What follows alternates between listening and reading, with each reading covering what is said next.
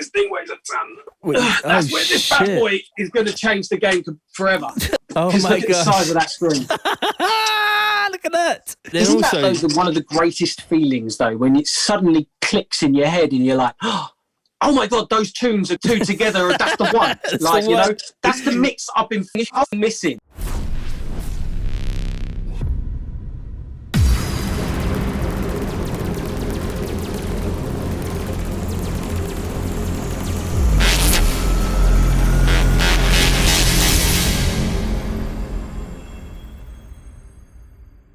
WOLFPACK, assemble! What's going on? It's TC, and this is TC DnB Talk with A.M.C. Firstly, if you're new to the WOLFPACK, a very warm welcome, and if you're not, welcome back. And if you find any of the information in this video useful, please smash the like button. If you're not already part of the community, part of the WOLFPACK, hit that subscribe button to receive notifications every time I upload some fresh new information. Also, don't forget to check out my samples and presets for Serum, Vital, Massive, and FMA. Check out my t-shirts and hats. Follow my Anthems playlist on Spotify. Follow my Twitter, Instagram, Facebook, links in the description. In this episode of DnB Talk, I got the man, the myth, the legend, the 6-deck destroyer, selector extraordinaire, winner of the best DnB DJ 2 years in a row, the Drum and Bass Arena Awards, my good friend A.M.C. What are you saying, bro? Hello, mate. You all good? Me up there like it's like the beginning of a boxing match or something. Man's going to come in all humble now. How you doing? You all good? I heard it's your birthday today, mate. It is. I'm 21 years old. Mate, you look like a spring chicken. I'm assuming that's not what we've come here to talk about today, though. No, it's all good. It's just DnB Talk, really. I mean, everyone knows your name, but people may not actually know like how you got into drum and bass. It's like how I usually start off these things. Like, talk about a little bit about like maybe like the first drum and bass tune you ever heard. Can you remember what it was? See, now that I think I know where it was, but it might not have been the first. I think it was Original Nutter. Okay. Like way back when. But the thing is, when I heard that, didn't know it was jungle music. You know. Right. Right.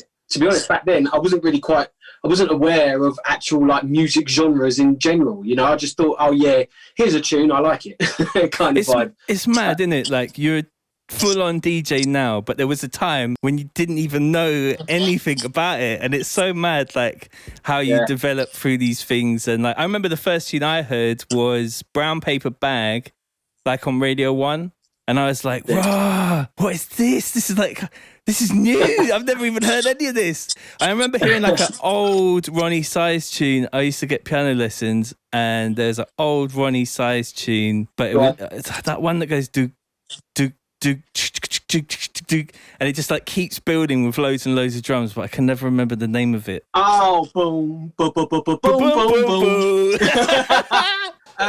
Time stretch. Yeah, time mate, tune, bruv. So yeah, that I remember like my piano teacher just like chipped off for a bit, and there was this record on the decks, and I was like, oh, what's this? And I just put it on, and it's kind of like blew my mind, you know what I mean? The whole thing. And then as you come to like learn more and more about drum and bass, it's just mad what a big world of tunes there is out there. And you're sitting there now, I'm looking now, there's a lot of records behind you there, bro. Do you know what I'm saying? This is only half of some of the stuff that I've got down from the attic. I've been going through a lot of them recently because I've been going in on these digging deep sets that I do, which is like the rule is basically you any tune that I play has got to be at least 10 years old. But then it's just an excuse to be able to go through my records and like find gems of tunes that, you know, some of the things that I got cut on dub plate back in the day, some bits and bobs like I've got of yours that I've got cut on dub plate. Yeah, and just go through some bits and just, it's a bit more of a, I don't know, old git reminiscing kind of vibe, isn't it? I think there's a resurgence in this, you know, like I feel like some of those tunes, you could play them now and people would say, what's that new tune? Because there's that sort of like new style coming through, more jungle vibes. You know, production isn't necessarily sort of like, you know what I mean? It's not like 100. You can get away with like a bit of looseness maybe in the beats sometimes now, and like 100%. Oh, 100%. And I think we've seen that. Like, if you look at like this older stuff, right?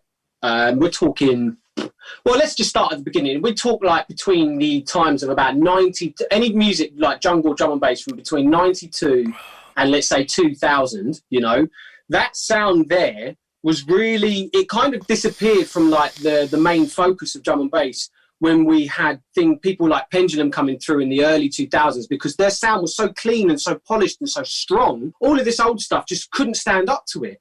But these days, it feels like everyone's kind of not only just going back to that old sound, using breaks and using like the old methods, but they're actually using hardware again. You know? And wow, really? Yo, 100%, man. There's loads of people out there using these hardware bits and bobs. See, I mean, you've had that stuff for years. Some of like, it. We're talking about these new lot. I hate that stuff, fresh. bro. It's so annoying. It's so long. Like, just to chop up a beat takes you like a week, mate. You're just like. Yeah, but you know what? I remember, bro, the sounds you used to make on that Moog back in the day, that was the one. Like, you used to smash that synth. And, I mean, yeah, these new young lot, they're using these old techniques and these old methods and this old hardware, and it's creating this old sound again, which is allowing the older stuff that was made decades ago to actually suddenly stand up again. You know? It's amazing. And I really like the whole process. I kind of miss the old process of, like, you would finish a tune, you would record it onto a DAT tape, you would send it down to the label would send it to the mastering engineer, they cut it to a lacquer, they press up some test presses, send them to you, you'd listen to them, you'd be like, yeah, they're okay, and then they do a full run on it, and like, it's like slow music, you know, that whole kind of like slow food movement, that whole slow music thing for me. I love that. I love it when I make a tune and I send it to you or I send it to a couple of people, and then I just sort of just forget about it for like a whole year. And then someone like you will be like, Tom, why haven't you put out that tune yet? And I'll be like, oh yeah, that tune. You're like, I've been smashing it every set, bro. And I'm like, oh, okay. I used to say this to you, but I don't say this anymore because now I've learnt my lesson. Because when you send me something and it's really good and I really like it, I don't say after a year, Tom, why haven't you released this? I stay stum, because that means I've got a tune that no one else has got. And I'm like, please, that's how it is. That's how it is. Right. You know, man, it's dubplate warfare out here, bro. It is. It's war. Life is war, bro. Yeah, speaking of which, where's that? I need that Tap Ho remix VIP, bro. Where? I knew you was going to fucking mention that. Do you know what, right? No, don't even say that, bro. Do you know what, right? The only reason I made that is because obviously it's a 6-deck thing. I wanted something a little bit special. But there's one thing that Tap Ho's always irritated me on, but like, you know as well as I do, most music in drum and bass, although this is changing, but most music in drum and bass is written in F minor. Right. Yeah. Yeah, so I think it's F sharp. Tap Ho was F sharp the whole time. F sharp minor. So the new version, I changed it. It's F minor. So now it works with like a whole range of shit that you never worked with before. Damn. Well, yeah, that's cool. That's basically the whole reason why I made it. But it's early doors still, though. So. Oh, you joker. No, I'll send it. Yeah. Classic drum and bass. Yeah, I'll call you next week. Yeah, it's down at Heathlands, it's down at, it's down at one of them places, bro. You know them lot, call them it, like. So I would say... I was going to say, we should try and do something with the... there's that Where's My Money remix as well, isn't there? Yeah, I'd love to. I think we'll be able to move on that this year. So we can have a conversation about that for real. It'd be really good. From a production standpoint, I would say that you definitely have like a signature sound. It's this sort of like, I would say when I get your tunes, I always know that it's your tune. And it's like in the bass...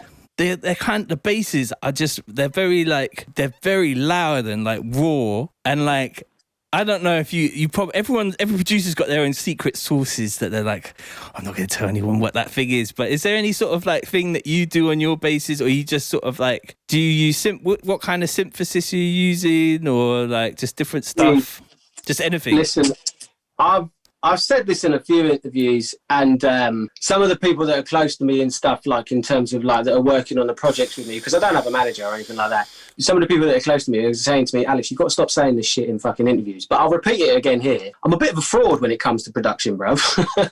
Why? What's going on? It's none of this ghosting shit or anything like that. I thought it's going to be a big revelation, bruv. Like, it's all good. I said this in the interview when I won the award in December. But basically, it's more like, look, I use sample packs massively. Yeah. Look, bruv, you know as much as I do how many times I've bought your preset packs off your website. Every now and then, you've seen my name a few times. I'll just be lying in bed and it go ding, and I go like, oh, A.M.C just bought my foghorns. Mate, I need this shit. Yeah. It's really handy. You know what though? That's sick. What you're That doing is is sick. I can't sit there in front of a synth and go, right, default, what do I do? Yeah. I mean, I know how the synth works. I know its ins and outs. I know like Serum, I swear I could dissect that thing. I know all about it.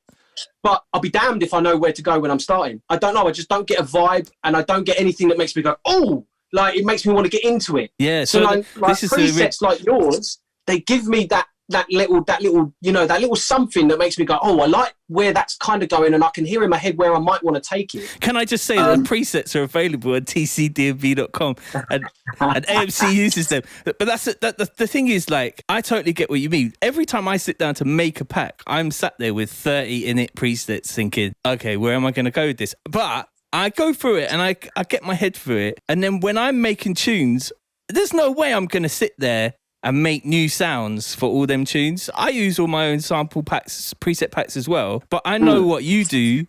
You're not ever going to just leave it on that sound. You will change that sound. I know, and that's really like the best sort of thing.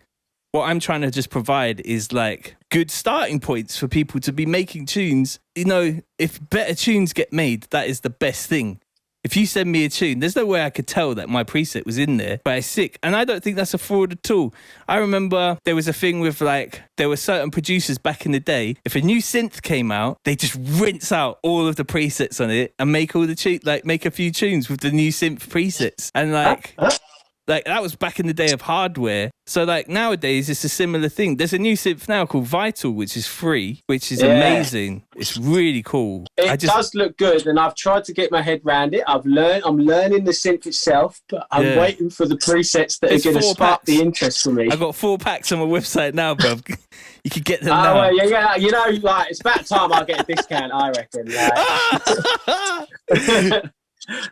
I'll give you I thought you did one with A.M.C, right? Yeah, so I worked out how you could put like drum breaks into the synth as wavetables, and then it's sort of like then you can like manipulate it, but as if it was a synth. It's mad. You know those old tunes that had those A.M.Cs that kind of went on the keys that you could like play a tune with the A.M.C back in the day with like the old samplers. There was a couple of tunes that had like an Akizer vibe. Yeah.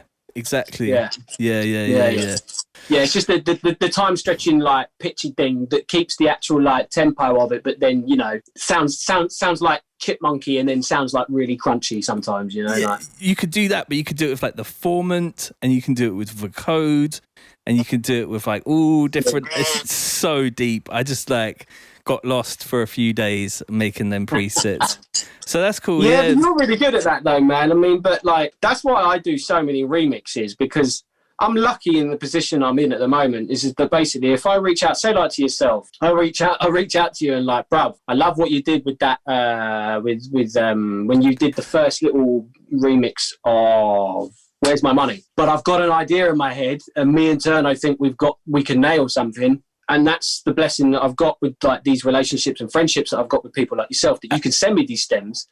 Bruv, the parts are in your inbox like the same day. I'm not going to mess around, do you know what I mean? I think it's cool. You guys always going to provide me with a dub plate that I'm going to be able to... Bruv, that's all I care about. That's all I care about. Me too. Yeah. Weaponry, bruv. That's it. Like, we all need weaponry. Destruction and weaponry. Yeah, man. But the thing is, though, right, get this. I'll tell you what, right? I used to make tunes, right, that I knew would never come out, and I'm making them for currency. Like, I make them because I was So someone had something that I knew that I wanted, but I didn't want to be that guy all the time and say, yo, can you send me what's it, you know, like, and, but instead just go, yo, I've got this for you. Ain't made it for anyone else. Enjoy. By the way, can I have this? Yeah. You know, like, so it's a bit like a currency kind of thing. But then I've also, like, one of the techniques that I use when I'm, because this is why the whole lockdown thing's been really tough for me, because when I make music to play out. You know, I mean, I do make a lot of other musical stuff, but in my opinion, it's not good enough to put out there, but I've got bloody hundreds of it. But one of the things that I do, right, say like I'm working on mixes for the weekend coming up. There's a tune that's a big tune, but it's not by me. But the mix that I was doing with it, I've rinsed. Everyone knows this fucking mix. I'm kind of bored of it myself, but that tune there is really big and I need to play that tune in my set. What I'll do is I'll throw that into a project, I'll cut the bass out from it, and I'll write a brand new tune around it. Yeah. So that then I know, like, it's going to work in the mix. You know? 100%. Like one of the main things that I did it with last year, and it's actually really paid off, and it's become the lead track for my next album. The tune's called Void, but You Got Me, the remix by Spy. Oh, yeah. Right, so there's a tune I made for it, and it's actually got that No Diggity sample in it. You know, that... Yeah. That's really interesting that you come from a standpoint of, like, thinking about... I do this too, but thinking about your DJ set and writing tunes almost that would mix into other tunes is a really cool way of thinking. I often think about moments as well, personally. So, like, every DJ set has specific moments, and I'll make tunes that will fulfill that moment for me. So, like, a lot of times it'll be a bootleg or a breakdown or something like that, and I'll know that I'll have, like, okay, there's two tunes that I know are in these keys that work really well for a double drop. So then I'll make a tune with, like, an epic breakdown for that moment sort of feel, knowing that I could drop in those other two tunes into the drop and just be like, yes. So yeah, I love that ethos of, and it's, it's the warfare, back to sort of like the original sort of dance hall clash sort of culture. I know that it can be a very competitive space when you step up. It's a good job we're all friendly though, isn't it? Like, there ain't no arms house in here. But that's, when you turn up and, like, you're coming on after me or I'm coming on after you, I don't want to look like an idiot coming in with a know-nothing. Like, I need to be, like, coming with, like, next level something fresh for the dance, so that you turn around to me and you're like, T, what's that tune that you started off with? Do you know what I mean? I would as well. I would. I love that. That'd be terrible. Oh, my days. The amount of times I've actually done that as well, man. Do you know what, actually? One time I did that so long ago, and I think this is so long, it was like the very first Tap Ho, I think, right?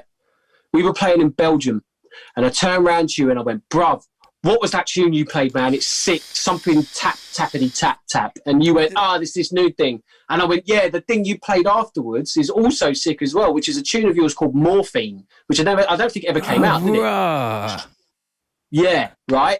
You turned around on the stage, got your laptop out and burnt me a CD there and then. Like, before you went on. I loved you for that. I couldn't believe it. That's insane. I can't. Yeah. I remember there was one time when I was, like, hustling and I just sort of, like, gave Andy a CD or a USB stick sort of, like, 2 minutes before he was going to go on, and he was like, T, I trust you. And he played both the tunes in his set before he'd even actually heard them, bro. I was like, wow. I'm just searching on my computer for Morphine to see if I can find a tune called Morphine, but there ain't one on here. So, bro, I'll have to send it to you, man. Yeah, you might have to. I got, like, everything I've made since 2004 in, like, a file system, like, with, like, years. So, like, I can literally search every single project I've ever made, pretty much. So I can definitely find it. I might have a look at that. I think I remember it. Can you find No Escape? Because I found that's in there somewhere behind me. Like, on a white label somewhere. Yeah, I got the I know project I've here. asked you before, but I think that's disappeared as well. What do you want? A WAV or MP3? Or I got No Escape 1 Have you or got 2. it? Yeah, hold on. I don't know if this will play for you. Sick! There you go. I always love that tune. There you go. WAV, MP3, whatever's easiest for you, mate. I think it won't. Will it send? Yeah, look at that. There you go. I just sent it to you. What, on the chat on Zoom? On the chat on WhatsApp. If you've got WhatsApp on your computer, you can download it off there. Yeah, big. No, that's safe, man. I appreciate that, bro. No, it's all good. I got all my tunes. I can't believe that. Like, what was it? The other one as well that you get. Oh, here we go. This is just going to be like, T, can you send me a bunch of tunes? No, listen, look, when we start talking about your history of your tunes, bro, I'm going to be here all day. Oh, bless you. Like, the instrumental of Get That Girl. That was a bad tune, bruv. Thank you, man. Like, yeah, man. I remember when you sent that over. That was sick. I was still like, it's just the build up for that. I haven't known the build up like that for like forever. It's the kind of like, it's like a build up, but then it's got them drums, boom, boom, boom, boom, boom, boom. I love that. Safe. I thought that was sick. I'm like, trying to go back in on them old that, styles, you know. You did your live show, the very first live show I think I'd ever seen drum and bass wise. You did it at, was it Ministry? I think it was Ministry. Oh yeah, that was mad. Bruv, yeah, because like they had the main bit. You know, when you walk into Ministry, you're looking up and you've got the DJ booth and it's across the fucking, like, the side, etc. Yeah, and they you've got stuck the us at the back of the room. You so was behind! Everyone had to turn round. I remember because I was up on the balcony and then, like, and I think, like, I can't remember who it was, Fabio or someone was, like, playing. And then they finished and then you lot come on and I swear someone was, like, behind you on the mic, and the whole crowd just basically turned around. Like. Everyone that was at the back that didn't really want to get involved suddenly had to be at the front of the room. It went off, man. Sick. It was sick, man. You were singing and everything, bro. You got a fucking great voice, man. I always thought nice you had a good mate. singing voice. Appreciate it. Yeah, I try a little bit. I'm old now. Stop, man. Jeez. Now there's what is it? The other day, right? I was going through some of the old dub plates, and I've got a dub plate that I got cut of Special Place back in the day, right? I can't even remember where I got it cut. I don't think it's not Heathman's, but it's one of them ones where, like, remember back in the day when you got dubs cut, you wouldn't get a label put on them because you didn't want any DJ leaning over you while you were playing it to find out what it was. Yeah. So, like, it's one of them black ones, isn't it? And, like, I can't work out where the hell I got it cut from. But anyway, on the flip, I didn't even realise, but I've got like it's like half cut of Game Over.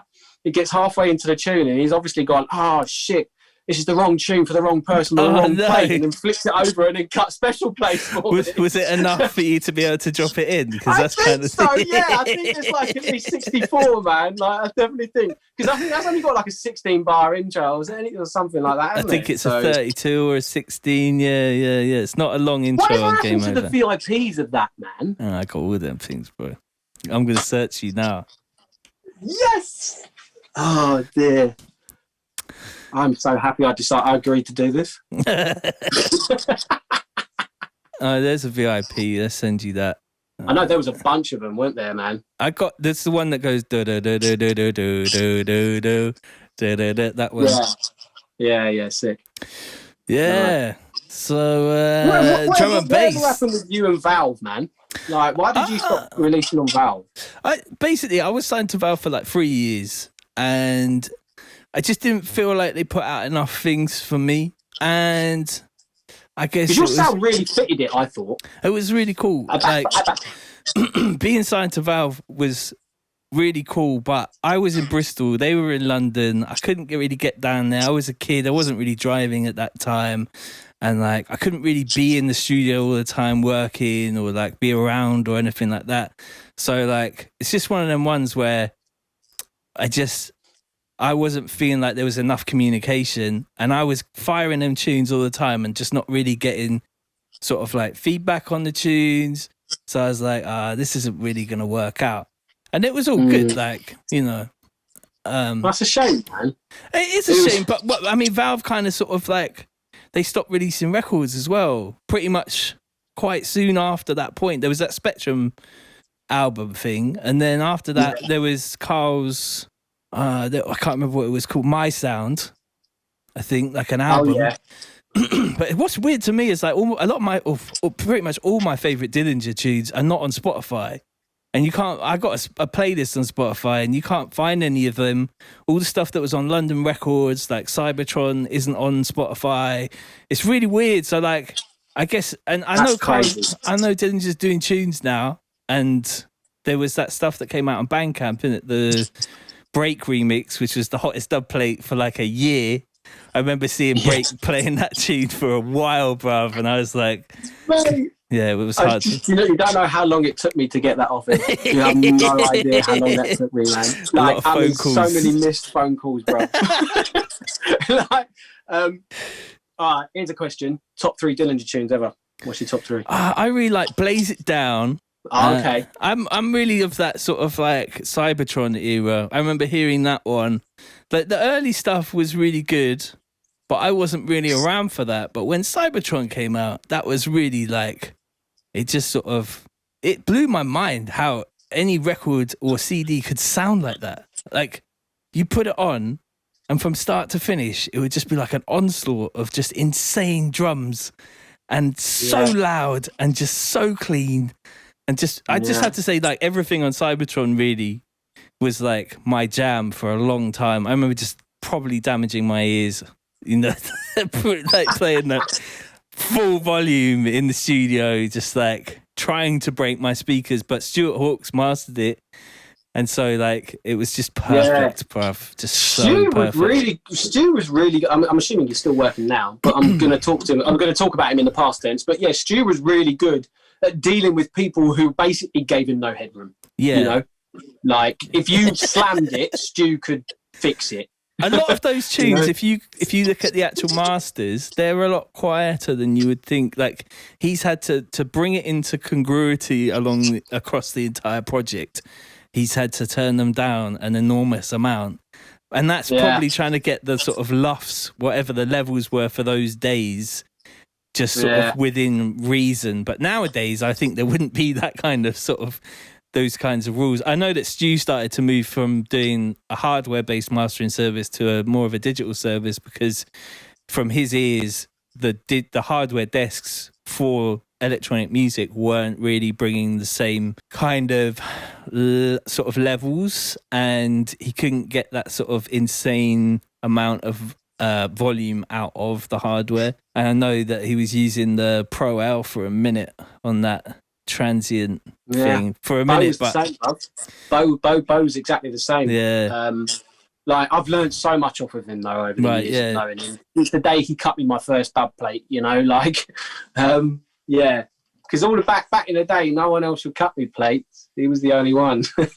Everyone else was like, oh no, we don't have any space, or no, we ain't got no dub plates left. So, don't lie to me. I know you have. I'm just a small little guy that you've never heard of. You don't want to cut me any. Now man's on top. Yeah, but no, just big up Bo, man. The geezer's a genius, man, and he's the stuff that he's taught me, especially down for like actual like mixdown bits and bobs. I remember back in the day, you used to teach me some bits about mixdowns that actually really resonated with me as well. Remember when we was using what were they called? They were called like Air or something. Air Windows? Yeah. I don't really use them no more. I remember asking you, I was like, what do you got on your master chain? And you just sent me like, I swear, the longest master chain I've ever seen in my life. That's really mad because nowadays it's so much less. I'm like a 3 plug-in guy now. I use like, there's a plug-in Alliance. I use their sort of like GML. It's called AMEC EQ. And I use... there's a SPL iron compressor, which I use just for a bit of gel. And then I just slam it through K-Clip. Oh, yeah, you're still using K-Clip. I was going to ask that, actually. I think, but the original one, there's K-Clip 3, which just doesn't sound anything like the original K-Clip. There's something about K-Clip. You can push it so far, and it never distorts, but it just keeps getting louder. It's mad. It's like, compared to anything else, you're just going to, like, you can compete with loudness. I don't know if that's even really a thing now. I've never really used it, man. I use. So good. I tend to use Brainworks Digital V3. I love that. Oh, that's a good. Yeah. All their stuff's really good. Mate, that's my go-to master EQ because obviously it's got you can master the mono, you can master the stereo. It's got mono maker, it's got, you know, stereo imager, like reducer, enhancer. It's got everything. Let's talk about back in the day with cutting plates. You couldn't cut stereo to vinyl below 300 hertz, and the top end, you couldn't have your tunes too bright. And that was a big thing. Like, everyone's tunes kind of sounded good because they had to conform to this spectral kind of like, what do you call it? Spectral sort of like rules so that it would cut to vinyl. And that's why a lot of those old sets sound so good, because all the tunes have been mastered by mastering engineers. They've all been cut to vinyl. And nowadays I get tunes through and I'm like, whoa, they're so bright. Like, just so incredibly bright. And like, do you want to compete on that level? Or, you know, like, it's always that sort of production thing where you're like, you're trying to get that balance and you can't put out a tune that's too dull in comparison to, like, let's say a Dimension tune, which is just like, just so incredibly sort of like hot, and like in that top end is so hard to compete. But then also, like, sometimes you just got to kind of like be who you are. I found recently that just releasing tunes that sound like you and not trying to compete on any kind of level with anyone else and just being yourself is really like the way forward in this game now for me, I feel.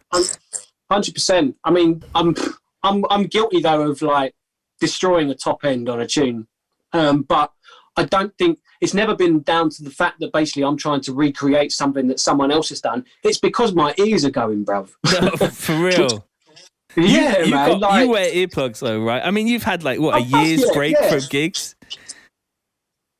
Sorry? You've had a year's break from gigs, right? So like... Yeah. So I assume that they've actually got a lot better. But I mean, look at them, man. They're tiny anyway. You know, like, so, I really don't. It doesn't, do you think that the size of your ears has anything to do with your ability to produce? I did this blog post on my website one time, which is like the shape of your beard, because Rob Swire had that sort of like weird beard. Maybe that would help with like focusing the sound waves into your ears.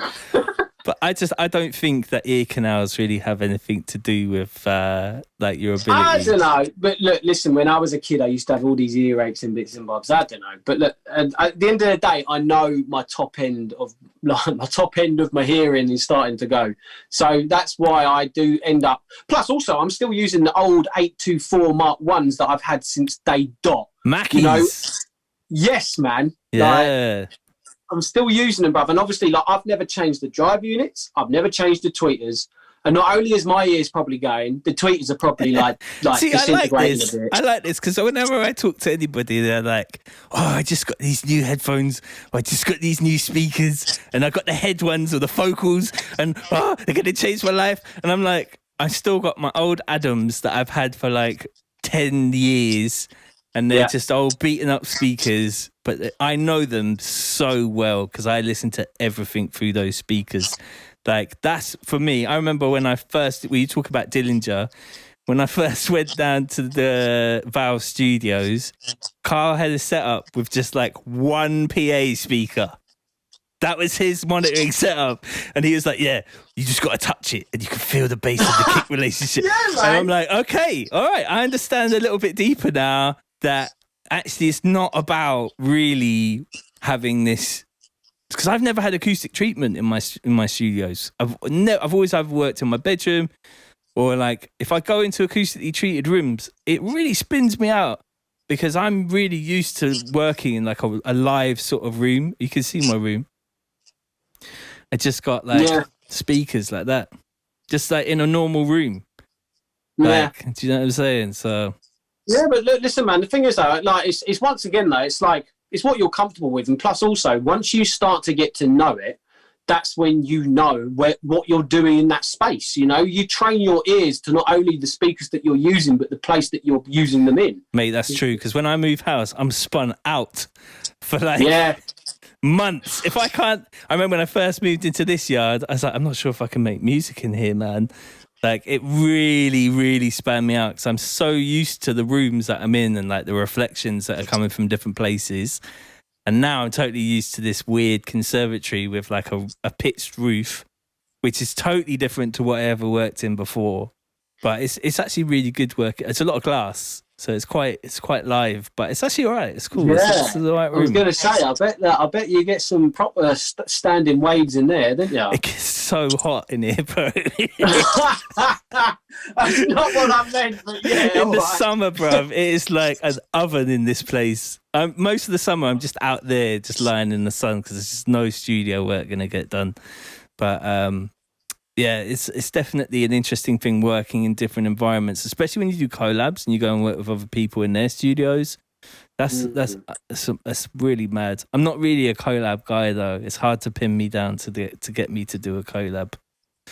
It's like I'm always game to give it a go, but it's just, bro, no one fucking asks me. Right.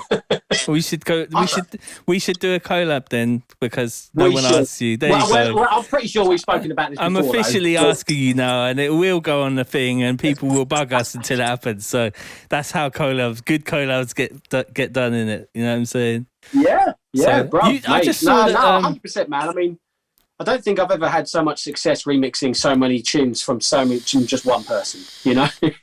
Like, not only, well, I mean, what is it? There's the Tap Ho thing, which has kind of done its own thing. There's I did the Start the Riot thing as well, didn't I? That, like, I always used to like that. But yeah, I made that for Let It Roll. And the same goes for Tap Ho VIP.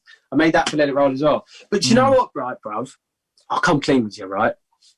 There was a point where I done the Tap Ho thing and it was like early doors, it was like rough, right?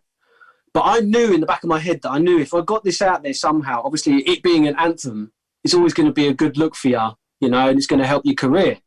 When I sent it to you the first time, you were like, yeah, no, it's cool, man. Dub plate, innit? I'm pretty sure that's what you said to me. Dub plate, innit? And I went, yeah, dub plate. So drum and bass. In the back of my mind, I'm like, oh my God, I need this to come out. This would be massive for me, right?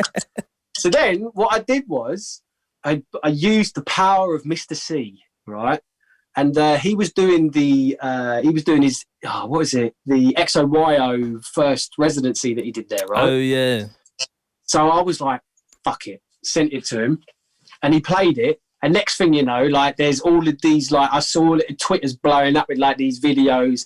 Oh, what's this next version of Tap Ho? What's this? All of this. Then there was a text popped up on your phone. 2 days later, I got a message from you guys. Alex, listen, I've been thinking, maybe we should release it. It's so drum and bass. So that's the thing in drum and bass is where like there's certain people who can break a tune, and when you get to, you know. It used to be back in the day, there was about 10 people, and if one of them really loved your tune and they played it at the beginning of the set, at the end of the set, like a groove gave it the 5 rewind treatment, you knew that tune that was getting sort of like broken and it would be a part of the thing moving forward. Nowadays, it's a little different, I feel. Finding those anthems it's actually quite hard to find those anthems now. They do come through, and I think even harder now, we're not all playing out a lot. It's hard to know what is the big tunes in the dance right now because none of us are out there doing it. There are some people, I presume you're probably on your way to New Zealand at some point to sit in a hotel room for 14 days and that'll be an interesting sort of like experiment. But when it does come back, because I am positive that we are going to come back into some reality at some point in the next sort of 2 to 3 years, finding those anthems again is going to be quite, and I might have to ring you up and be like, bro, like, what tunes are doing it for you? Because I'm in sort of like, there's a few bits that come through, but it's hard to pinpoint the ones because there was a few bits from like, was it Hybrid Minds had that one? That was a big anthem thing. Bo had like a couple big anthem ones. Like there's a few things that come through, but it's hard to know what is going to be those ones. I guess I'm just going to come out and play like a whole TC set when I come out and not try and like, just old tunes, I don't know. When you did the Total Carnage set at my Energy show, I really did enjoy that actually, man. I mean, I think I listened back to the because I got there about a quarter of the way into your set. Bruv, I had the worst flu. I watched I managed to catch about 3/4 of it, but I got the recording of the whole thing, so I listened to all of it. I reckon I already had COVID at that. I was like sick as a dog at that show, bro. I remember. I came up to you and you was like, "Don't come near me." I am not okay. But you know what? Soldiers keep on playing. I don't think there's a single time that I ever got sick and didn't play my gig. I would always just play anyway, go home, feel sick for the next few days. You know what I mean? Yeah, because the adrenaline would keep you going through, man. The amount of times I never. There was only a couple of times I've ever cancelled a show. One of them was when my old man died, and then the other one, I think it was basically like, stupidly, I missed a flight. But like, that's like twice out of God knows how many. But I think the main thing to take away from this, though, when it comes to the whole anthems conversation, is you're never going to know what an anthem is until the scene's back, you know. So, but I think that's a healthy thing, because true. If there's one thing that was a irritant that when none of this was around, was that you go to a club and then there'd be like 5, 6, maybe 10 tunes that every motherfucker's playing, like through the whole night, you know. And if not you only think as a about DJ, it, that kind of irritates you because you're about to come on and you're thinking, oh, for fuck's sake, he just played this and I'm going to do that with this thing, you know? Like, but then there's also the point where you're just like, as a raver, that must get annoying. Yeah, you know? really annoying. You know what? It's a great opportunity for people like us to make a few tunes that ain't coming out and just bash them to hell and just be like, nobody can have these tunes, but they're the biggest anthems in the scene right now. That's it. And then sneak them out. That's the concept for the collab. We've got to make this tune where like it's more like literally, we need your voice before the drop. Nobody can have this. 2 guys, 3, maybe 4 guys got this tune. Yeah, exactly. The further the tune goes down, the further the tune gets into it, the more we're actually allowing to give it out. You know, and by the end of it, it was like, right, so we got this person, we got that person, we got this person. How many people you sent it to? That's another thing, but we won't talk about that. But a lot of people were back in the day used to like, you know, have you got that one? Yeah, have you got this one? Or do little swapsies. These happen a lot. Well, do you know what? That's dangerous, man. Like, I'd never. Some people would send me some bits and bobs and expect me to send things in return, and I'd be like, "Oh, thanks," and they'd be like, "Oh yeah, have you got this?" And I'd be like, "Well, yeah, but no." You got it's just not how it works. Hold those dub plates close to your DJ box, definitely. Yeah. Plus, also, I think it's a bit more out of respect of the person that's given you the thing. You know, if someone's giving you a key to their house, you're not just going to give it to next matey, are you? No. So I think, but as I said though, man, I definitely think it's going to be healthy because everyone's going to come into the club and they're going to be playing totally different shit. So you got a release out at the moment. I seen just came out. Was there a tune you just did that just came out? Yeah, we've got. Was it finishing off the Energy project? Basically, we've got the remixes. So far we've had Turno's remix of Mind the Gap come out. We've had Drum Sound Bassline Smith's remix of Gotham that's just come out. Next week we've got Teddy Killer's remix of Nitro, and then the week after that we've got Red Pill's remix of Energy. Sick. And then after that, Energy is kind of, in terms of like music releases, has run its course, but like the actual events, they're going to come back because it's just such a great name for an event. Yeah. But, energy. Exactly. But, it just fits, didn't it? You know,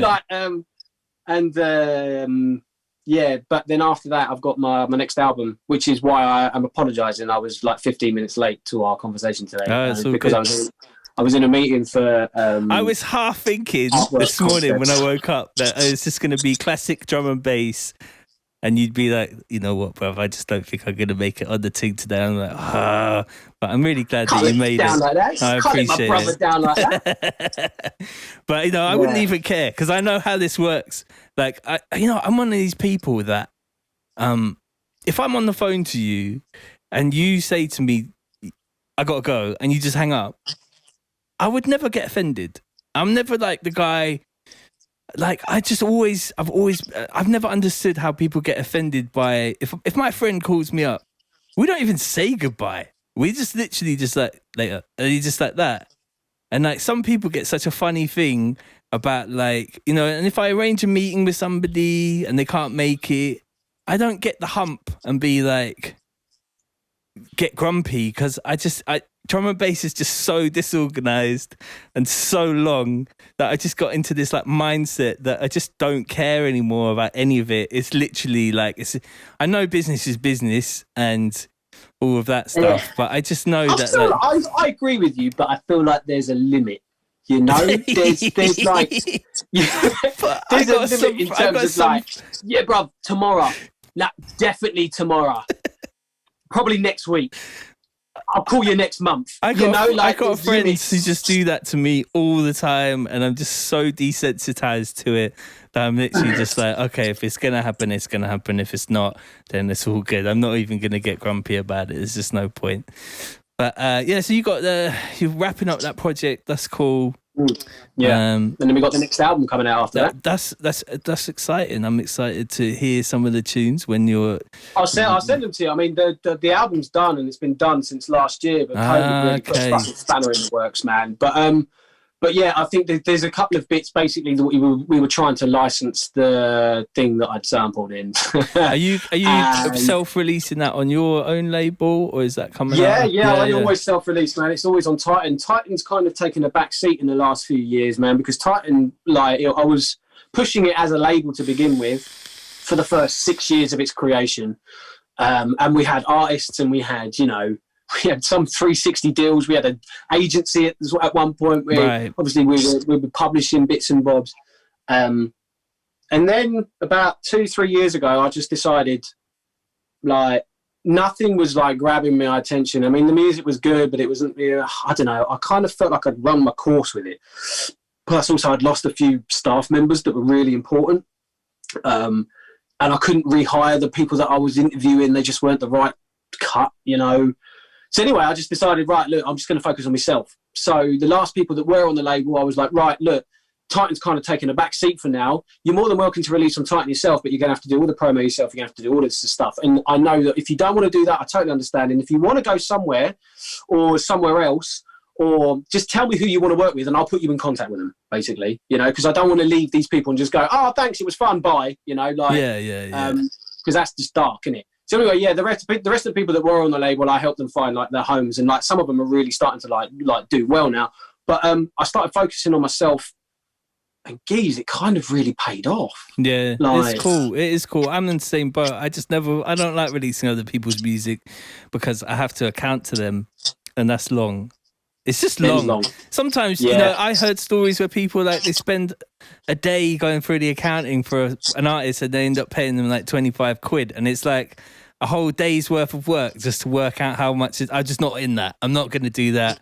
So I'm just not going to release other people's music. We've got an accountant, so we're all good for that's that. Cool. But I mean, I can understand you like that. That's annoying. But I mean, that's why when it comes to remixes, like all these energy remixes, you'll notice a theme is that for all of these people, I've already probably remixed for or are about to remix. It's basically we're doing remix. Swapsies. Yeah.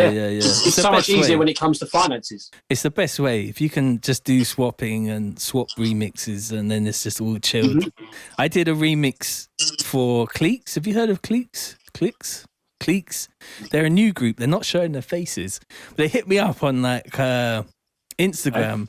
And they were like, T, how much for a remix? And I was like, I'll do it for 1 ounce of solid gold bullion. So they sent me this solid gold bullion coin. Fuck off! Are you serious? Yeah. So so they sent me an ounce of solid gold, and I did this remix for them. But it's just a really interesting kind of thing that, like real money is gold and all of that stuff. So but the remix, I went in and I did a whole series on YouTube of actually producing the remix, recording the drums in my garage and all of that, and just going in. I'm going back in on that older style of my music where I'm recording all my own sounds again, doing all my own drums. Yeah, it's really, really interesting. It's really sick. Really sick. Basically, the Bristol sound, the old TC's coming back. Is what they're trying to say to me. Yeah, pretty much. Fucking mate, I'm a fan. Big fan, man. Yeah. I remember, do you know what? Here's another plug. You did a Bristol drum pack, God knows how long ago. Oh, it's still up. Yeah, you can get it now, tcdnb.com. Really love that. Some proper great live drums in there. I've used so plenty good. of times. That's really cool because I could never have told. I would never have been able to tell that any of my stuff was in any of your tunes, and that's the true, real good thing, because it meant that you didn't just take the thing and then just do a tune with it and be like, that's the end of it. You took all the pieces, chopped them out, and maybe take a snare out. Like that's sick. And that's, you know what? I haven't heard any of my presets in anybody's tunes yet. I say yet, but literally not a single person. And I've given away the whole. I have. I'll send you some. I'll send you some. I'll send you some. Not obviously not stuff that I've made, but stuff that other people have sent me that I've been like, oh, I've got that. Oh, right. But that's all good too, because I think that's good sort of promotion. Do you know what I mean? I could actually list it on the thing and be like, you know, because really there's only, you know, there's no DJ work right now. So this is the only thing keeping me going. So it's all good. Exactly. But do you remember the June Miller sample pack that was on Loop Masters? And then literally for the next 3 years, that snare was used in everything. The irritating thing is that like I had a tune called Thor when that was all happening. And I remember hearing the snare, because they used the snare. It was the snare from Bad Brains.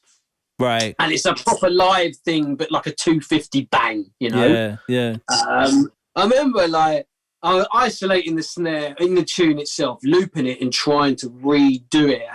Where's the fundamental? Where's it peaking? What's it doing? You know, looking at the like span like it's a book, you know? And I managed to get really close with it. And then they've just released the fucking thing in a sample pack. There you go. I remember ringing up Bart and going, what the fuck, man? I don't understand how long it took me to get to this point. But, well, it is what it is, you know. And then, you know what, these snares, if I want a snare, I'll just go into my garage and put a microphone up and then sort of do some scientific fucking tweaking and like get a drum key out and tweak and like tune up the skin of the snare and then just like hit it with a drumstick and then you get a really, really good snare. What skins have you got? I just bought a Pearl drum kit ages ago and it's just that, you know, I'm not even that guy to be like buying 100 different snares. I got one and I can tune it. So like you're just learning how to tune a snare. You can get so many different sounds out of a snare, hitting it with different weighted drumsticks, hitting it with different things, tuning the snare, putting things on it, like changing the, you know, putting it in different places. It just changes the whole thing every single time. And that's wicked. Every hit of it is not going to phase with any other tune, because you know when you got people who got the same snare in two tunes and you just mix them together and it's like, oh shit. I'm guilty. Fucking guilty for that, man. Full on guilt. You know what? Sometimes I get sent a promo that's literally the same drums and the same bass noises in like 4 tunes, and I'm like, bro, why did you just make one tune with all them sounds, and like you'd come up with like one good tune if you know? Do you know what I'm saying? You don't need to maybe send like. Yes, that's so me. No, but the thing is though, man, I spend so much fucking time on these fucking snares. By the time I'm done, I'm like, right, I'm using this, like I'm fucking rinsing this snare. You know? Like, remember what Adam, Original Sin used to do? Like, his drums for like at least 3 or 4 years were exactly the fucking same. But I wasn't complaining because every time he used them drum kits, chances are you knew that tune was going to be sick. I mean, you could just flip the phase of the snare so that they cancel each other out or something. I don't know. Sometimes I know we've all gone through like phases of using the same sounds again and again, but I always like to think. I'm not disagreeing with you. I think you're right. I'm just saying that I'm totally guilty of doing that. But there is one thing though, right? I've learned in the last like couple of years, maybe last year, in terms of like making drums. When you're like when you want to make a new drum kit for whatever tune it is you're making, or like you just want to make some drums in general. What I'm doing at the moment is I'm getting all of the stuff that I've made, all of the other samples of snares and kicks and stuff, and I'm putting them into Kontakt.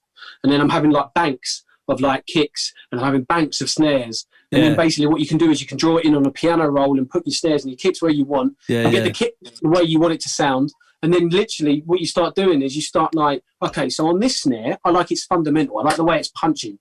right? But I don't like the rest of the shit around it. Sounds crap. So then you put another layer underneath it and you start going through them. You go snip, snare, snip, snare, snip, snare, snip, snare, until you hear one and you're like, oh, that's good. Bounce in place. Next one. You know, like, and it's doing it like that.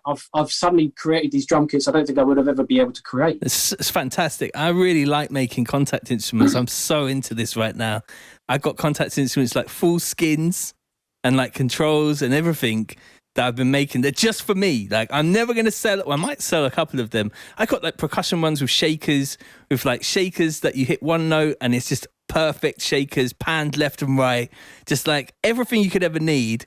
Just like bang, straight away, whenever you need it in the tune, is literally like all set, done already.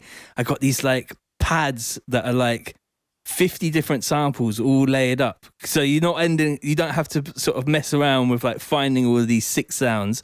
You just literally done all of that pre-work. So when it comes to like making a tune, it's literally sort of a 25-minute process of like, okay, I'm going to get this sick dark pad, then I'm going to get this thing, then, I need some shakers, I need some hats. And you just literally just chuck things in.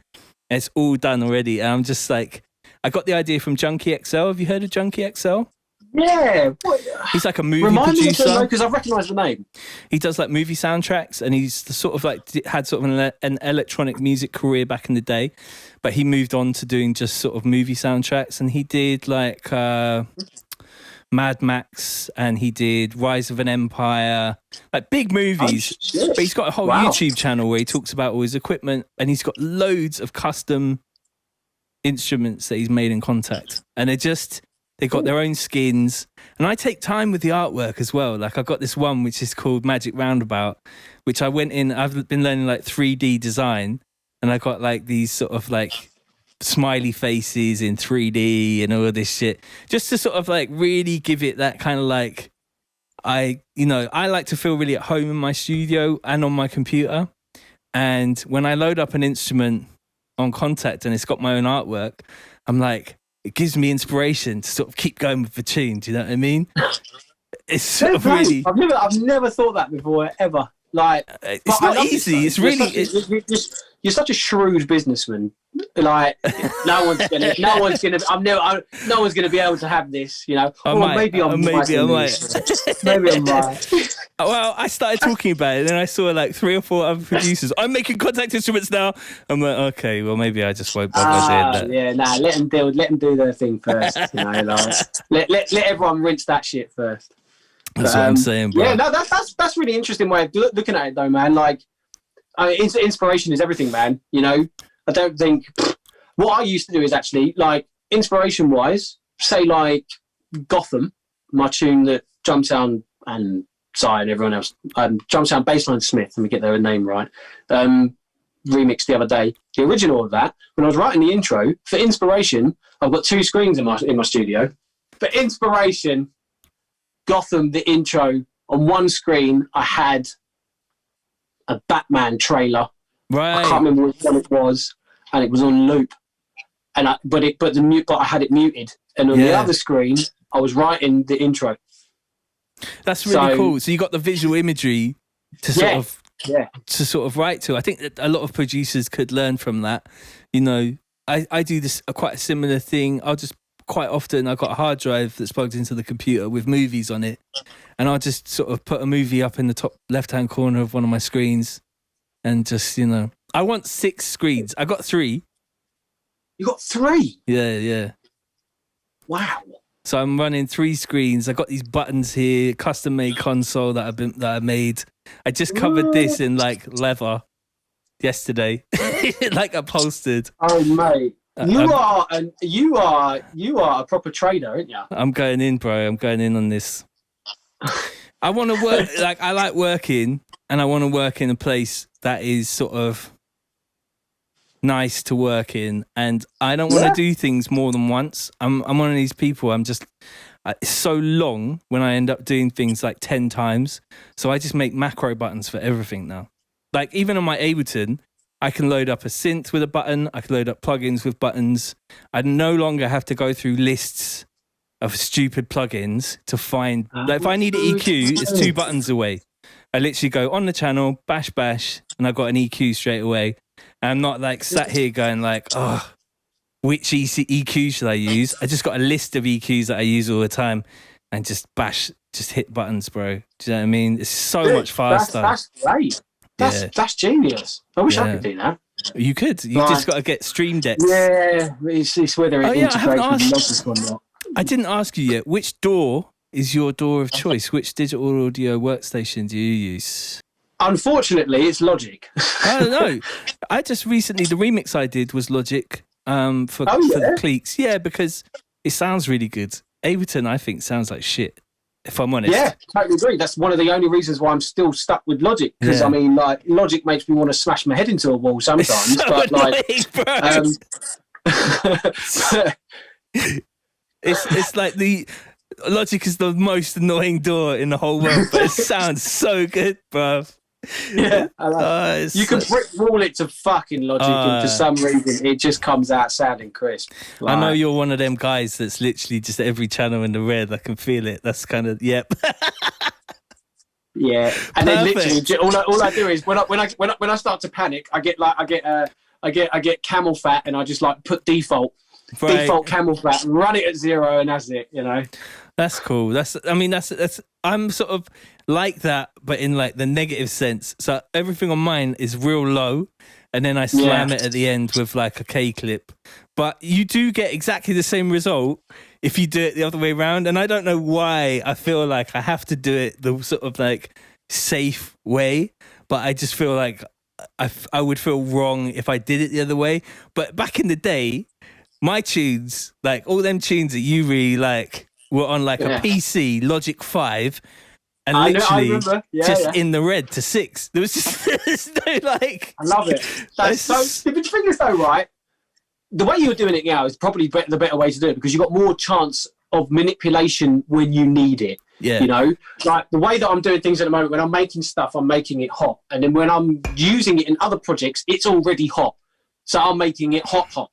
You know, and it's just not helping. You know, right? So like, when I go back, you know, like when you make a bunch of tunes, and then basically you go back through, you're like, right, what can I salvage from these tunes that I can use again? Well, I really like this and I really like that, and you start making all these things and you put them in your folders and stuff with your organization that you've got. Right?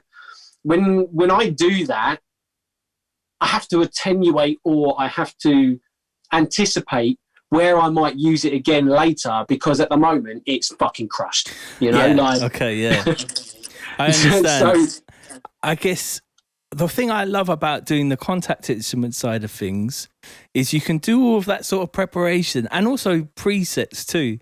I like synths that have arpeggiators and things that you can already build like almost the melodic elements of stuff into because you don't have to end up bouncing things out. And then, because I get this thing is like, if I bounce it out, inevitably the tune that I need to work on the next thing is 2 keys down or 2 keys up. And then I'm having to like pitch things digitally.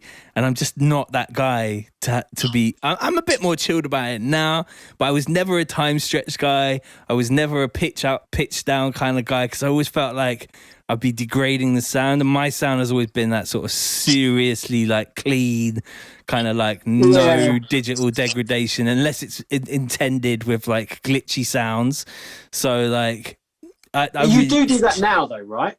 I'm quite sort of, if it's a bootleg or a remix, then I'm happy to sort of get in destructively.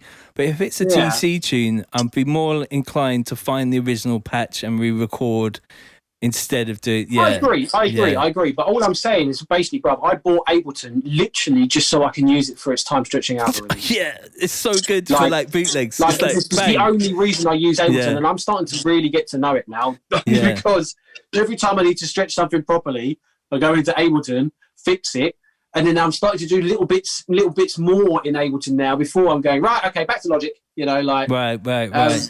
Interesting. Maybe you'll be in Ableton a bit more. Like I can make whole tunes in there and it's not an issue until the end and you bounce it out and you're like, this doesn't really sound as good as a Logic tune. And then I'll just be like, I don't know. It's a mystery. I think that it's something to do with the summing within the synth, within Logic, that it's just got a better engine, whereas Ableton's kind of more designed for live stuff, so it's happy to sort of drop out sounds and samples to maintain the stability of the live show, whereas Logic will just go, nah, fuck ya, and it would just crash. It would just be like, no, it's too much. Do you know what I'm saying? Error code 1000, bro. Error code 1000. Like CPU overload constantly keeps fucking slamming me. I don't know what computer you've got, bro, but my computer could handle that shit all day long. Nah, mate, I've got a teeny tiny 2014 Mac Mini. Mac Mini, yeah. 2014, man. It is crap. No, it's all good. But I love that. I love in limitation is where true creativity lies. Because some of the best tunes that you've got in that stack of records behind you was made on 2 samplers through a desk with 1 compressor into nothing. Do you know what I'm saying? Yeah, man. Hold on, let's have a look. What we got? Man's pulling out the records. We're going in rough now. All right, here we go. Here's one. What about Curb Crawler? Virus, yeah, scene. Like that right there. What do you reckon they made Curb Crawler on? I'm really bad with tune names, but I'd know it if I heard it. But I would guess that it's optical in a room with a bunch of Emu samplers with like a big desk. I feel like they had like the best studio. Random. Look, I just found the remix that Baron did. Remember Baron? Ah, yes, I do remember. At the drive-in. Oh, God, it smells so good. That's the clip, bruv. That's the clip. I'm going to clip that out, bro. It smells so good, man. So, right. I'm just interested, like, are you investing in the stock market or anything like that right now? Have you got into any of that stuff? Nah, mate. Nah. I'm not really... As much as it is tempting to put about a couple hundred on GameStop right now, I'm not going to be doing it. I wouldn't put it on GameStop. Well, I've been doing this for like a while, and it's been really interesting actually learning the whole thing. I've learned so much, and the main thing I learned was don't invest in the stock market. I didn't lose any money, but I didn't make that much money either, and I'm just like. It just seems like a weird thing, but having the knowledge of it is actually really interesting to understand how things work. You know, if I had, it's just an interesting time, man, with all this stuff going on. It's a mad time right now. It's definitely a very weird. There was my Twitter went bonkers about a week ago because apparently some AMC theatres in America were going belly up, and there was a hashtag Save AMC. Right, but what it is AMC was a stock that was heavily shorted by like hedge funds, and so like there was this big group on Reddit that were all sort of like they were all trying to keep the stock price high so that it would hit the margin calls of the people who were shorting the market. And so like, but what's really sick is it's your name. I kept seeing it. Yeah, but you know what? And I'm like, this also the reason be why bad. my name has got dots in between of them because copyright is a bitch. You know what? I kept thinking. I've had emails, bro. Mate, it's got dots. I kept thinking, if I don't put the dots in the title of this video when it comes out, AMC's gonna kill me. Like, I'll never speak to you again. Mate, there's a tune on the Void album coming out this year. It's called "Don't Forget the Dots." Oh, perfect. Yeah, brilliant. So I have to, because like what I have to do is I have to keep drawing from a fucking birth certificate every time someone tries to take me down. Right, you know? right. And I'm like, it's my initials. Yeah, I was born with these names. You know, does that mean I've got claim to TC if I put dots on it? Oh yeah. Because it's my initials. Oh yeah, I never too. thought you were exactly the same as me. Why don't I ever fucking think that? We're like the same. That's weird. That makes me feel weird now. Anyway. Well, yeah, but what are you going to get? You're going to get like an alley cat giving you a phone call. Do you know how many fucking rappers called TC upload a fucking tune on their Spotify, bro? And it's like, I get like 20 tweets come through to me, and it's like, Tom, you've really changed. What happened to you, bro? Yeah, I get. Do you know what? You get American rappers, bro. I Spanish A.M.Cs are killing it apparently down in getting South a lot America. of A.M.C hype right now. Interesting. Yeah. So I've got this Discord community. It's called the WOLFPACK, and all the people that follow me on my socials are also my wolves. And on this Discord community, they had a few questions for you. So if you don't mind me asking you a couple of questions, it's nothing like deep or anything. Mike Richmond asked you if you could use one synth for the rest of your life, what would it be? I'm pretty much gonna guess I could know what that's gonna be, but I'll see if I can say it at the same time. Yeah, go on. What would be your guess? Serum probably would be your thing. Nah? Yeah, I mean, at the moment, definitely, because I know what I'm doing with it. But I mean, like, there's a limit. Everyone knows the limits because we went through Massive and we did Massive. Oh, no. I did Massive again. I did 1,000 presets for Massive and went in on that synth, bro. It's deeper than you think. Yeah, you could get them on tcdnb.com right now. I really feel like I should have come here with more plugs, like for my own shit. You know what? It's all good. It's all good. No, to be honest, synth-wise, man. I don't know. There's loads I'd like to be. I don't think there's any that I would like. I think it would have to be something like Serum, because basically you can end up making that into whatever other synth that you wouldn't be able to get your hands on. You know. There's this one synth I keep seeing about, which is called an ESX5. It's from like 1992. And it's Yamaha's sort of like do everything synth from back in the day. And I know that there's a space in this rack. And I keep seeing them come up on eBay. And they were like $1,000. And now they're like 500. And I'm like, I'm so close to pushing the button on this. But I just can't bring myself to do it in COVID times because there's no DJ work, bro. Yeah, that's the problem. I can't be like, I'm not saying that I'm being a skinflint on studio stuff, but I'm just saying... That would it's understandable, man. It would be a time tunnel too. You know what I mean? I would be working on making sounds on that for like 6 months, and I would just get lost. So I got a few more questions for you. Go on. Sorry. Mike Richmond says, "What was the first DAW that you ever used?" I'm guessing Logic, but no, Fruity Loops. FL Studio, nice, yeah. Yeah, but no, I don't think it was called FL Studio back when I used it. I used it so long ago. I remember me and my mate Lewis. Innate MC, who lives in Holland now. Right.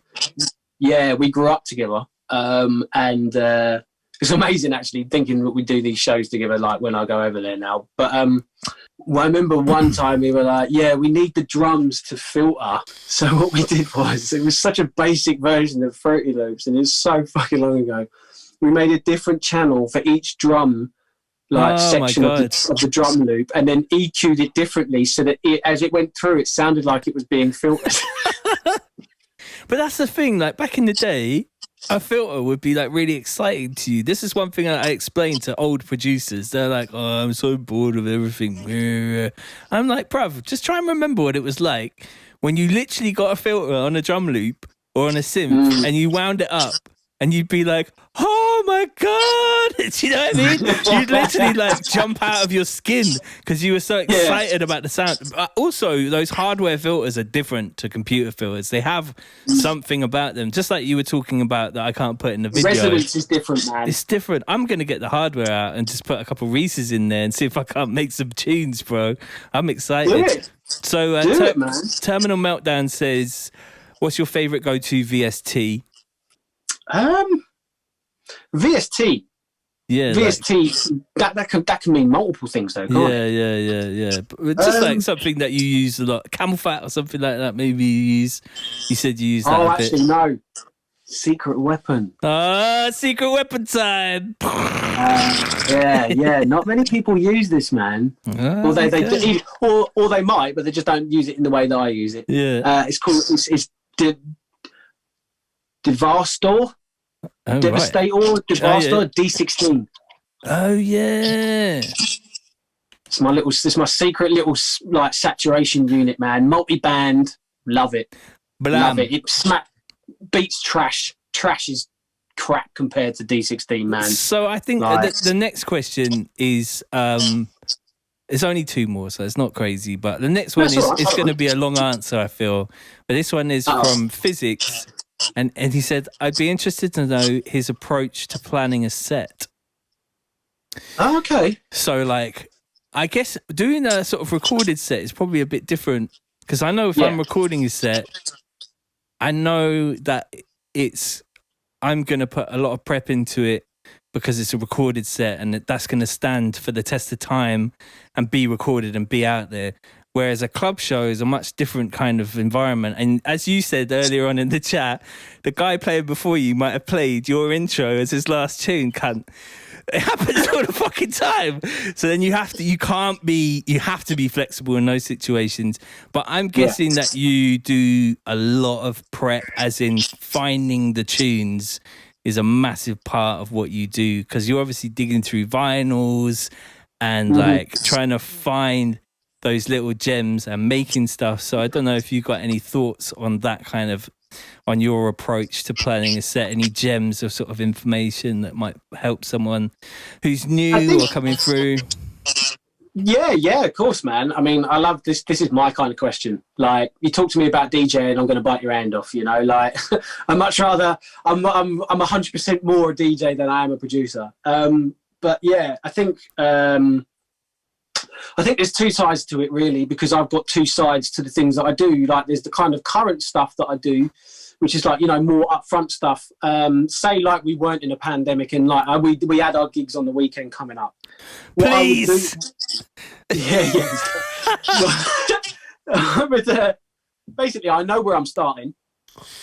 I always have this like set out thing of like basically the first 3 to 4 tunes, I know where I'm going. But in those first 3 to 4 tunes, maybe 1 or 2 of them might be in a particular direction, which will kind of gauge me and allow me to read what this crowd is into early doors. Yeah. Right? Okay. Reading the crowd. Yeah, exactly. Yeah, but I'm not going to say, oh, yeah, no, it's all just about reading the crowd and then you basically just pick your tunes from there, because that's complete bollocks. Because what I tend to do is, I'll have collections, right? It is a little tip. If you're on Record Box, like most of us are these days, right? Go on to Logic, bounce, or whatever door it is, bounce out a tune, can be like a minute long of absolute nothing. There's no sound in it at all, right? Throw it into Record Box, right? And then delete its name.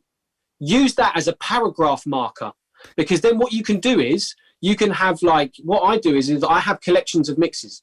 So then I've got like, you know, like I need something that's a bit liquidy, so I've got like the Mist remix of Midnight, you know. I know True Romance is going to go slapping into that, and then out of that I probably know that Carrier by Fierce is Fierce and C4C is going to be a nice little tease on the top of that. And then coming out at the very end is probably going to be a good little the Circles bootleg by Polar and Bryson, right? That there's a collection. I'll put that into that playlist. Yeah. So that basically when I'm in that scenario and I'm looking at the crowd and I'm like, they need something to like bring them up, but like it needs like to be a little bit more chill, because this heavy shit that I'm playing right now, it ain't working, you know? Right, so then I'll go into there, but then these little paragraph things that I just said about is a really good way of being able to see these mixes. Otherwise, you're just looking at a long list. Yeah, I know what you're saying. I got a long list kind of approach, but I guess I know, because I was always on Serato, you get more view, you get like probably get to see 30 tunes in one space, and then you could get a more of a broad outlook. But I see what you're saying, when you're flicking through with a little scroll wheel and you only got 10 tunes, it's quite hard to do the thing. You know what I do? Mate, that's all going to change with these bad boys. Oh my god! Look at the size of that screen. Look at that. When I come back, I'm going to be like, what are these things in front of me? Look how big this thing is. Where's the cue points on there? Is that all the cue points at the top there? What's that? Where's the cue buttons? Oh, they're in the same place. Cue buttons in Yeah. Everything's still in the same place. So you've got your memory points down here, but then you've also, like, hot cue wise, you've got so many more. All of these along the top of all your hot cues. Right? Yeah, the 3000, mate. And plus trust me, this screen is ridiculous. Yeah. But anyway, yeah, so like the days of being able to like not see as much on like a CDJ 800, which has got like some sort of like small. Sorry, someone keeps trying to call me. What's I going to say? I had to play a gig the other day, 2 years ago in Portugal, where they only had CDJ 800s. So luckily I always do the hot cues and I do memory points. So like I was cool with that setup, but bro, using those old CDJs was so hard. It was just so janky, aren't they, man? bro. And like one thing I always do is I always put the key in the artist box. You know, there's an artist thing. So with all my tunes, I do artist dash tune name, and I actually do at the beginning of the thing. If it's a jump up tune, I put JU. If it's a tech tune, I write tech. And I have all of the different types of tunes. Liquid would be LQD. So if I can just jump around and I can see what kind of a tune it is, and I never put any dross in my DJ box. There's never anything in there that I wouldn't want to play to a crowd. So that I'm always like, I can jump around. If I go, I need a liquid section, I can see, I scroll down, I just see LQD, LQD, and I'm in that liquid little piece. So like, as you're saying, different ways of just getting to things quickly because there's exactly. no That's what time. it's all about. It's about speed, isn't it? It's all about speed, man. And I think that's where this thing weighs a ton. That's where this bad boy is going to change the game forever. Like this. I don't think I've ever played with a mixer that's been this good before. But it's got. Does it have the uppy downy filters to like finalize it? So you've got a 4-band EQ. Right. And you know as well as I do, I hate 4-band EQs. I'm not a massive fan of Allen and Heath mixes because of the 4-band EQ. Yeah. I don't have time to turn down a low end and also turn down a low mid. You know, I don't have that. And plus, also, I've always liked the 3-band EQ that the DJs always have. You need 4 hands to do a double drop, bro. With that, exactly right, and especially when you've got 6 channels on this bad boy. You know, basically, you got a filter. Take the filter down, resonance all the way down to the minimum. Right. Turn it onto high pass, and then these bad boys here at the end of each one then become your complete EQ sweep. Yeah. And it just makes everything just like so much faster. That's interesting. You know? That's very interesting. And it's the great thing about this though, mate, is it sounds incredible. I've never heard a mixer that sounded this good since if I turned up and that was there, I think I'd be like, oh god. Yeah, man. Do you remember back in the day? Remember that beast that used to be at the end? Yeah, was it a Pioneer in it? Did it have the big fat EQ knobs on the? Nah. Fucking huge thing. Yeah. That was massive. It just wasn't about DJing on anything that isn't familiar. It's just always like when you turn up and it'd be an Allen and Heath, and you were like, ugh, and like, it's just such a nightmare. Really, there's so many things about Allen and Heaths I don't like. I call them Allen and Grief. The filters sound shit. Yeah. The faders are shite. Like if on the fader, if you flick the fader up, it will hit the top and then it will rebound right back down. You know, like so many times. The EQs are so finicky. I feel like I'm about to break them. Yeah, that's the shape of it. It's like curved like a rocket. It's not the one, bro. Don't like them, man. I think there's a limiter built into them as well, which is one of the main reasons why all these promoters used to use them within the clubs, because they'd be like, well, look, if the DJ starts slamming it, which we all know they will, when it's redlining, it doesn't sound as bad coming out of an Allen Heath than it does out of a DJ. Yeah, that's complete rubbish these days, because nowadays, you listen to it, when it starts to limit it, it just goes all tinny and it's like, it sounds awful. I don't really think, you know, me and you both played in a lot of different environments. And one thing I learned from Andy back in the day, I remember watching him when he came in the venue, he went to the middle of the dance floor, had a listen to the PA system. And when he came on, he turned all the EQs up to full and the gains up to full, and then just started playing. And I was just like, aha, that's how it's done. If you ain't redlining, you know what I mean? You ain't headlining. No, bro, can you imagine if he did that today? Not turning everything up, but can you imagine if Andy just suddenly just decided just to turn up and rock up into the middle of the dance floor? What now? Yeah. I don't know. In the smaller venues when it's a bit more of a shanky kind of sound system, because, you know, I know me and you, we play massive things, but we also, with like tuned line arrays and like 3 like engineers and a sound guy on the side of the stage and 1,000 watts of monitors or whatever. But sometimes you can play in Scunthorpe or Like, you know, you're just going to have those odd gigs where you're just sort of playing, you know, you've cut your teeth doing it as well. You're going to play a small thing, and like that little edge that you can have over the last guy. Sometimes if you get the chance, a lot of times if I'm playing and on that transitional time with the last guy's tune, I'll just be nudging the gains down throughout that tune, just like, just to bring the whole turning the bass thing down ever so slightly down a little bit, so then when you come on, the impact. That's old school techers, man. That's old school techers. Yeah, but what I'm saying is people don't necessarily understand. Like, this is about teaching, really. Like, a lot of this sort of YouTube stuff that I'm doing is about sort of bringing the ethos. You know, there's another thing I would love to talk to you about is if somebody's coming on after you or you're playing. Don't touch the guy who's playing's headphone plug. When he pulls the plug out of the mixer, that's his signal to you to say, now it's your turn to go onto the decks and do what you've got to do. And I have had times where I've literally waited till the guy's tune's nearly finished before he unplugs his headphones. But I've also had it where, like, there's a house DJ coming on after me, and he just pulls out my headphones, puts his CD in or puts his thing in straight away. Like, drum and bass there's a lot of etiquette to the transition in drum and bass. Do you know what I'm saying? There's a big sort of like thing. Don't think you can pull out the guy's headphones, because that's not how drum and bass works. Do you know what I'm saying? Yeah, man, you just reminded me of this. I'm sorry, you just reminded me of this. I can't say who it was. No, don't. But there was a guy, and I don't know whether I think there was a dubstep dude that was rocking up to play after a drum and bass DJ in Belgium many fucking years ago. And the geezer comes in and he's like, you know, walks up, starts like fucking around with everything, turning this down, and the geezer's not finished his last mix yet. Right. So then basically the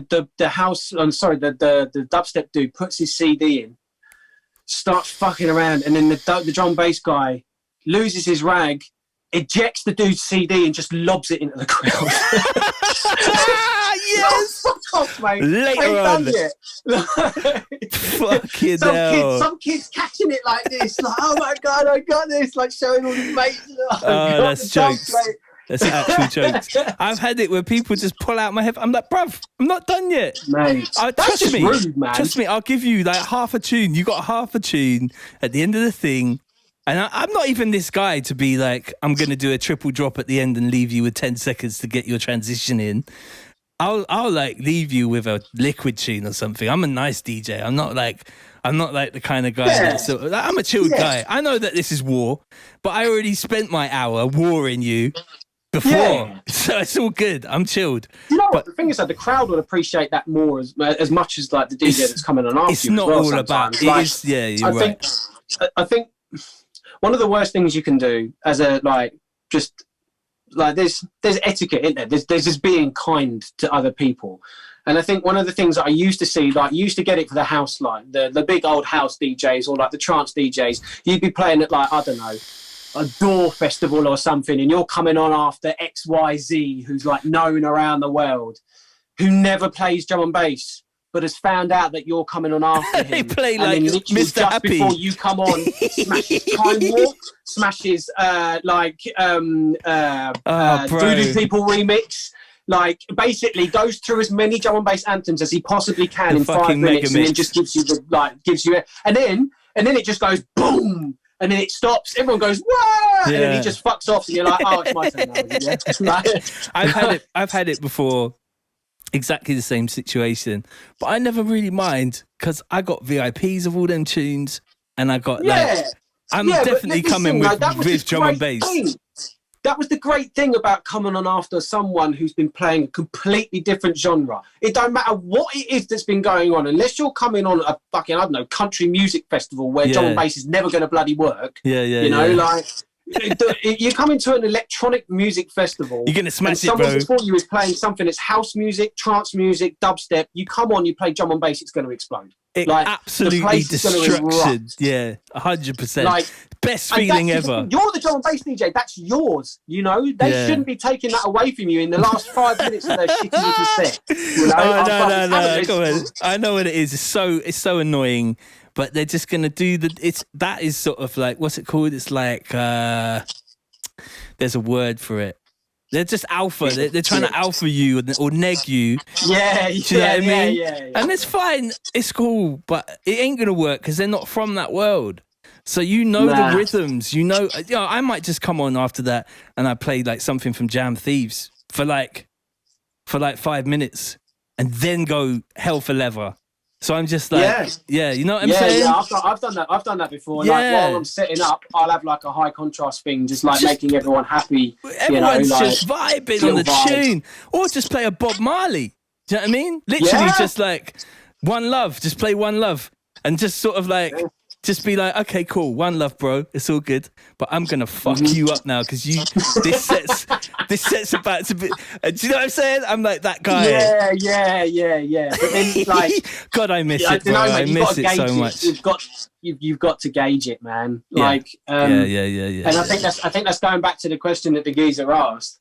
Like, when it comes to planning and preparing for this kind of stuff in a live scenario, it's totally different than doing something like this. Like for the digging deep thing, obviously I'm going back through all these records, not only for inspiration and then also trying to find a digital version of them or hitting this person up. You wouldn't believe the amount of old people from way back when I've given a phone call to and I've been like, yo, have you got this by any chance? And they literally laugh at me down the phone. Like, you know, I guess like the final resort from that is to pull out the techniques and just record it into the DAW and I've done it loads. I've done it so often, bro. But it's basically what I do is, and then I'm going through there, and then I've got all of these old tunes, and then I'll start working out mixes based on what I used to do with them back in the day. And so also, do you practice much? Do you practice a lot, or do you all the time, man? Yeah, but I think it's more of a mental thing, you know. You've ascended to like the kung fu master that just does it all in his head. I'm the same. I can tell you if there's two tunes, I can mix them kind of in my head. I remember you'd be on a flight on the way to a gig and you'd be like, oh, those two tunes would work really well together. And you didn't even really know. You just knew that they were in a similar key or in the same key. And you could be like, like you're halfway through a long tour and then you'd be like, you will have tried one mix at the beginning and then at the end, and you actually try like swapping things around, and you can just kind of do it in your mind, which is kind of cool. But then Isn't also that one of the greatest feelings though, when it suddenly clicks in your head and you're like, oh my god, those tunes are killing. Them two together, that's the one. Like, you know, that's the mix I've been fucking missing. You know, like, and do you know what? I get it so bad that sometimes when I'm working on these things, that especially the streams, you work on it all day and you're constantly thinking about it, and then suddenly at night you kind of wind down, you watch a bit of TV, you have a cup of tea, you chill out, and then you go to bed and you put your head on the pillow and you go, that was me. That's the mix. Get on the phone. You know, oh, mate. And also, I really like those ones where like you've done your main set and someone's like, do you want to just keep playing? Like if you're like in another country and like they're like, yeah, well the club's still open till 6 and the next DJ didn't turn up, so we're gonna close, or you can just keep going. And I'd just be like, okay. And then I just keep playing for like another sort of 2 hours or something over the 2 hours I was already booked wherever I was. Those mixes, when you've rinsed out all your normal stuff and you're like, you're moving into like territories of the unknown, sometimes you come up with things there where it's like, you're thinking like, I don't know, there'd be like an old sort of noisier, and you try it with something from your old school box and you're just like, whoa! And everyone goes nuts, you know, and you're just like, yes. The thing is though, not only is that fun when you're in that situation, when you get to carry on, but you get to learn about the territory that you're mixing in, you know? Because, I mean, here's an example. When the first times I ever went to America and I did an American tour, it was about 2 years ago, I remember I went to Baltimore and I'm playing this set, and I think Reed Speed was meant to be coming on after me. She was a little bit late, so I carried on going. And I was like, right, I'll kind of rinse this. And I thought to myself, fuck it, man, I really like playing the old stuff. And I dropped the power. Oh, you didn't know that, though? Yeah. That place went insane. Place went mental. I went, that's what you want, right? Oh, man, I got you covered. Like, I did World of Drum and Bass tour. And on like at least 5 of the shows, I just did old school sets. Like everyone else was, all the other guys were playing all what they were playing, and I just come on and I just play like bare old tunes, just a full old school set. Just because I was like, you know, you couldn't always be the headliner on one of those tours because it's like 5 DJs. So you might be the opener or the closer. And so like, I don't want to be trying to sort of open up with sometimes when it's like, you know, you just coming at them full force. You want to make the night into like a 3-course meal, because otherwise it's not really a proper drum and bass night. Do you know what I mean? And you've got to take that responsibility quite sort of like, you know, I take that quite seriously so that everyone can enjoy their night. So, in America, there's definitely some places that want to hear like an old school tune or two. But you know what? I really appreciate your time. I think that's a really good way to end. I could keep talking all day, but I think it's a really good way to sort of like wrap it up. Thanks for having me, brother. I really appreciate it. Thank you so much for coming on. I really appreciate your time. And we'll do a collab together, and we'll do them other things. That would be sick. And just stay in touch, man. And you know, let's get through this and get back out in the clubs, because I'm ready. You made me so hyped for going out and DJing again. It's like torture. But you know what?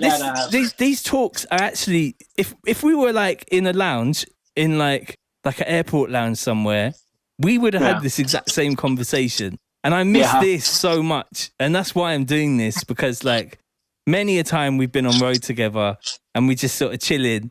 And like, it's so nice to have these proper conversations.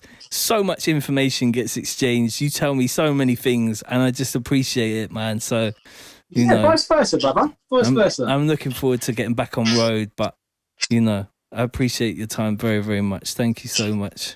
All love, mate. All love. Safe. So if you found anything in this video interesting, please smash the like button. Don't forget to hit subscribe and hit the bell for notifications so you can keep up to date with all that's new from me. Let me know your thoughts in the comments below. If you have any ideas for future videos, I read all your comments. Don't forget to join the Discord server. Check the links for samples and presets in the description. A massive big up to all the WOLFPACK. Thank you so much for watching, and I will see you in the next video. Peace.